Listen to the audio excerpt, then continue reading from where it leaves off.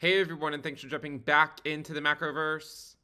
Today, we're going to talk about gross domestic income, or GDI. If you guys like the content, make sure you subscribe to the channel, give the video a thumbs up, and also check out Into the Cryptoverse Premium at intothecryptoverse.com. You can, of course, get access to a lot of the macro charts that we frequently discuss on the channel.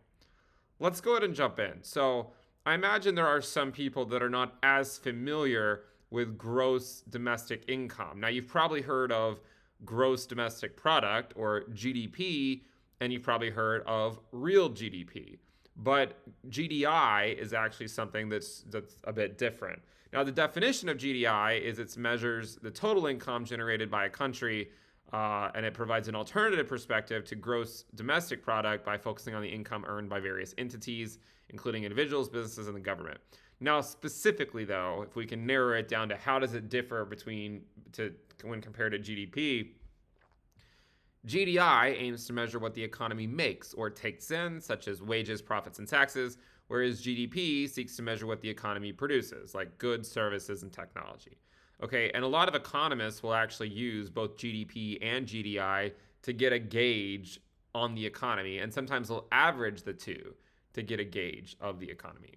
Now, what's interesting is that if you remember back to early 2022, to the first half of 2022, a lot of people used the two consecutive quarters of negative GDP to sort of provide evidence as to the idea that we were in a recession, right? These two consecutive quarters of negative GDP.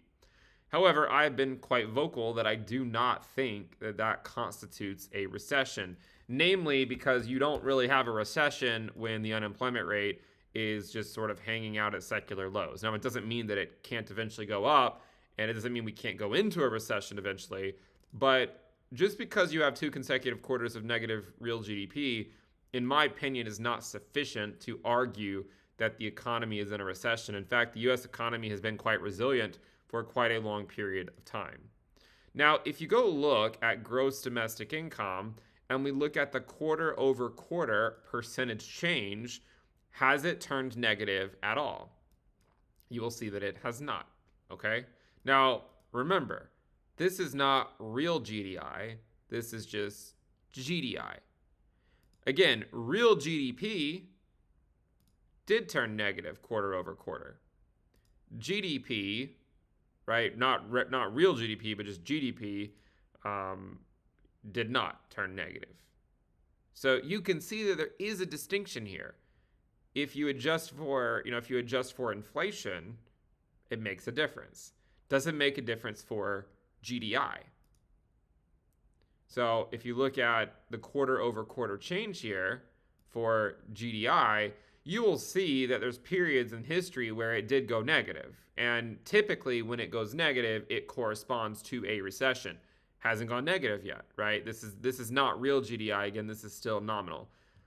There are a couple of instances where it went slightly negative, like in 2012 and in 2007 and in 1959, where it went negative, but it did not actually correspond to a recession, at least not immediately. Although you can see that in 2007, we did get a recession not too long after. So far, it has not gone negative.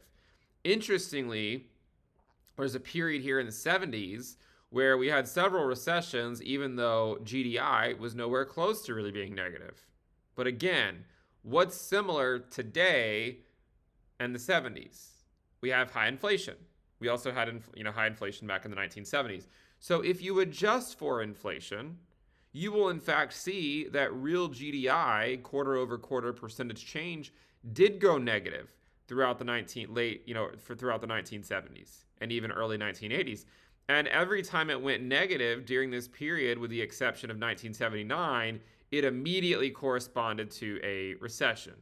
Here is an example where it didn't immediately correspond to one. We sort of kicked the can down the road for a couple of quarters, and then we ended up getting a recession, right?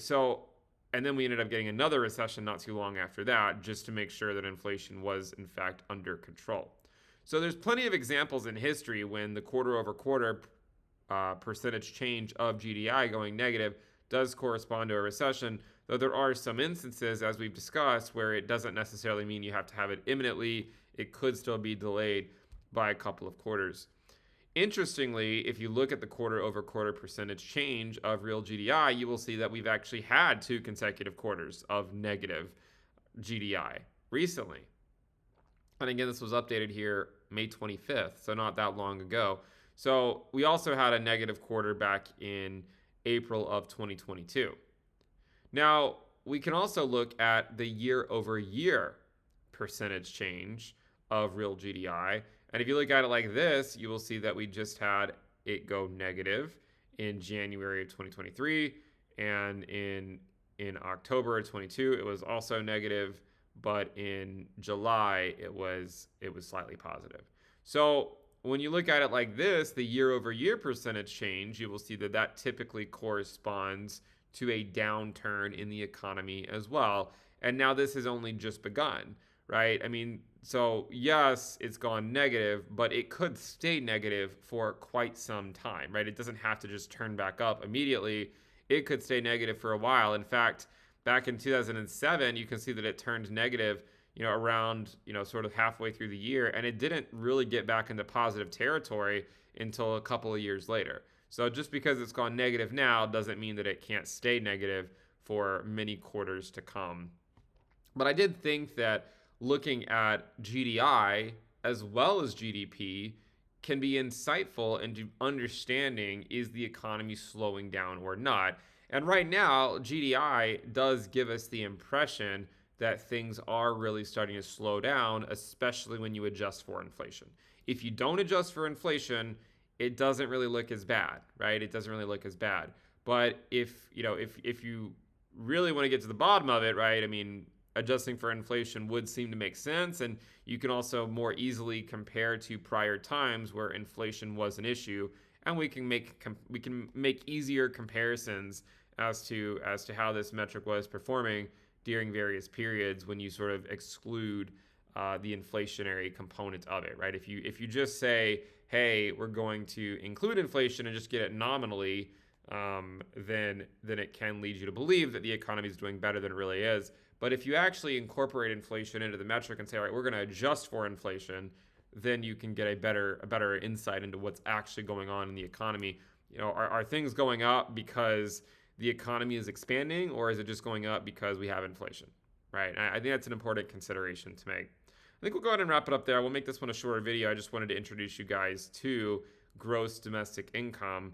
And so now you're aware that this is also a metric that you can use and you can follow. And again, make sure you subscribe if you're not subscribed. Give the video a thumbs up. I'll see you guys next time. Bye.